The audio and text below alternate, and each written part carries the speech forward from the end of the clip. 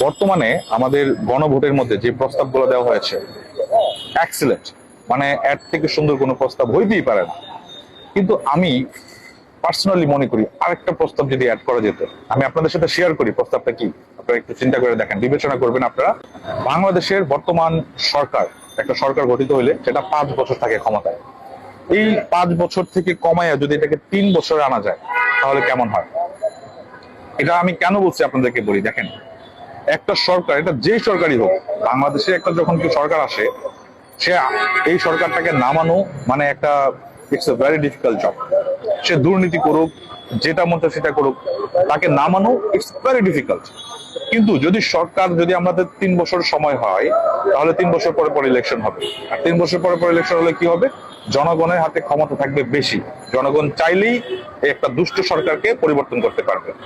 তো এটা হচ্ছে, আমি আমি যতদূর জানি অস্ট্রেলিয়া তো এরকম 3 বছরের সরকার, আরো বিশ্বের বিভিন্ন দেশে আছে সরকারের মেয়াদ থাকে 3 বছর।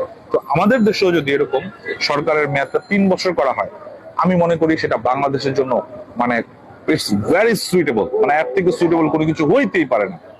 কারণ বাংলাদেশের পরিপ্রেক্ষিতে 5 বছর একটা সরকার ক্ষমতায় থাকা মানে সে দুর্নীতি করবে, আপনি আমি আমরা কেউ কিছু করতে পারবো না, কেউ কিছু করতে পারবে না, কারণ তাকে তো ইলেক্টেড করা হয়েছে। তো এখন যদি আমাদের যে